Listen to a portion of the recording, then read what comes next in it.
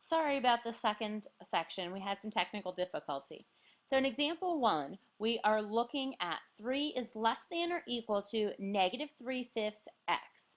What we're going to do here is we are going to multiply both sides by the reciprocal of negative 3/5, which is 5 over negative 3. So we multiply both sides. Now we're multiplying both sides by a negative. So a bell should go off in your head. If you want to make a little note here or put something over the inequality to remind you, you're going to have to flip it. We then can multiply. We multiply 3 times 5 over negative 3, which ends up giving us negative 5, okay? When we multiply this fraction and the whole number. On the other side, notice we flipped our inequality. The equal sign still stays with it. So negative 5 is going to be greater than or equal to, and in this case here, we're going to get 1x, or just x. So in this case, negative 5 is greater than or equal to x. Let's look at this on the number line. We're going to put in a closed circle at the negative 5. And remember, negative 5 is greater than. So where is x smaller? X is smaller to the left. Okay? Negative 10 is much smaller than negative 5. If we go back to our original problem, let's check. We have 3 is less than or equal to negative 3/5. And then I picked the number negative 10 over here because it's part of my solution, and it's a number I can easily multiply by. So I multiply by the negative 10, and I'm left with 3 is less than or equal to negative 3 times negative 10 is positive 30 over 5, which is 6. So I have 3 is less than or equal to 6. That is a true statement, so I know I did it correct. This is my check. It's a good idea when you're looking at inequalities, especially when you are dividing by negatives or multiplying by negative numbers. Go back and do that check. Let's move on to example 2. In example 2, we have negative 4c is less than 24.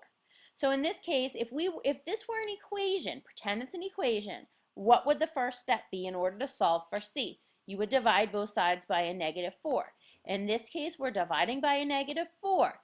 Dividing by a negative. Again, bells kind of should be going off on your head. If you've got a little happy face or a little star, you can put that over there to remind you that you have to flip it because we divided by a negative. On the left side here, we're just left with c. We have our flipped inequality from the original. This is c is greater than. 24 divided by negative 4 is a negative 6. We're going to now put an open circle on the negative 6 because negative 6 is not going to be part of our solution set, but a number that is greater than negative 6. And where are the numbers greater? That's going to be, oops, sorry for the not straight line there, to the right. So we have an open circle on the negative 6, and we're going to the right. So we have c is greater than negative 6. Let's just pick a quick, easy number that we can work with and see if it's true. How about, since 0 is part of our solution here, 0 is a potential answer for us to use. Put 0 back into the original equation. Negative 4 times 0 should be less than 24. And when we multiply negative 4 times 0, we do get 0. That is less than 24, so that is a great check for us. Okay? On to example 3, our last example of the night. I promise you won't have to listen to me much longer. We're using inequalities in word problems here. So we have a family budget of $160 on fuel for our trip. How many times can they fill the car's gas tank if it costs $25 each? Now, this question must have been written a few years ago because I know it's much more expensive to fill up a car's gas tank nowadays. Anyway, we'll use the numbers in the example they give us. So we have our cost per tank, which is $25. We see that right here. times the number of tanks, which we're going to have as T. Notice we're defining T as the number of tanks of gas. And then is at most. So we have $160. We can't spend a penny over that, but we could spend exactly $160. That's why we have the equal sign underneath our less than inequality.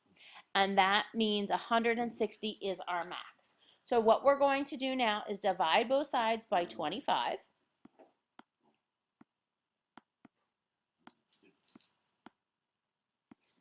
And we are left with T is less than or equal to, if we grab our calculator and take 160 and divide it by 25, we get 6.4. So T is going to be less than or equal to 6.4 tanks of gas. So we could fill it up 6 times, but not quite 7, okay? So 6.4 would be exactly the number of times we could fill up our gas tank, but it would more than likely would be less than that since that's the maximum. Hope this helps. We'll do the quick checks tomorrow in class. Have a good evening.